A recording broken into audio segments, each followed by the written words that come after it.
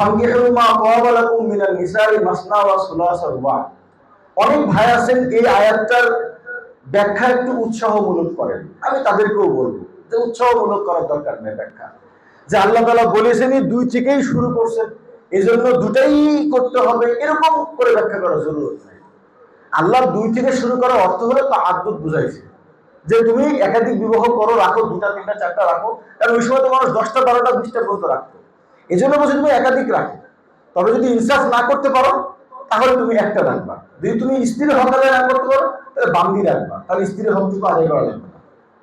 তো এটা হলো মূল আয়াতের জায়গা। কিন্তু অনেকেই বলে কি যে বিশেষ প্রয়োজন হলে শর্ত সাপেক্ষে একাধিক বিবাহ বৈধ। দেখবেন হুবহু এই শব্দে বাংলাদেশের বড় বড় আলেম, এমনকি আমি দেখছি একটা জেলা, তো এই যে শব্দটা আপনারা শুনছেন যে বিশেষ প্রয়োজনে শর্ত সাপেক্ষে জায়েজ, এই যে কথাটা বিশেষ প্রয়োজনে শর্ত সাপেক্ষে জায়েজ আছে, এটা তো আমরা কোরআনে দেখছি। শর্ত সাপেক্ষে জায়েজ একাধিক বিবাহের জন্য শর্ত সাপেক্ষে জায়েজ দেওয়া বল না, এটা মুতলাকান জায়েজ। বোঝানোর জন্য বলি, প্রথম বিয়েতে কোনো শর্ত নাই হুজুর। এখন কি আমরা বলবো যে প্রথম বিবাহ শর্ত সাপেক্ষে জায়েজ? প্রথম বিবাহ মুতলাকান, এটা একটা হালাল কাজ, কিন্তু এটার জন্য শর্ত আছে, বাআতের শর্ত আছে, সফকা দিতে হবে, শুকনা দিতে হবে।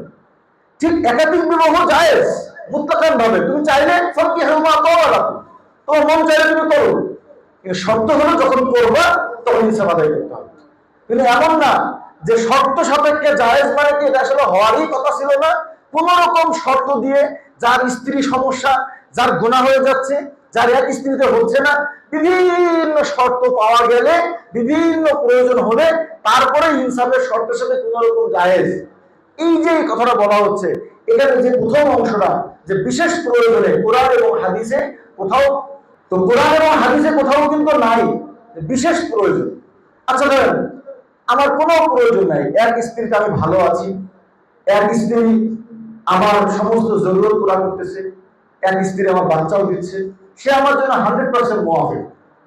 এখন যদি আমার মনে হয় যে আমি একটা বিধবাকে বিবাহ করব, অথবা যদি আমি মনে করি একটা ইতিমাকে বিবাহ করব, অথবা যদি মনে করি যে আমার উস্তাদ মারা গিয়েছে, তার 3-4টা মেয়ে আছে, এখানকার একটা মেয়েকে আমি বিবাহ করে হেফাজত করব, অথবা কেউ যদি মনে করে এই সমাজের মধ্যে বিধবা ডিভোর্সি নারী আছে, আমি তাদের কোনো একজনকে বিবাহ করে হেফাজত করব, তার এমনি কোনো বিশেষ প্রয়োজন নাই, সে 100% ভালো আছে, শরীয়ত কি বলে যে এর জন্য আর মুবাহ না?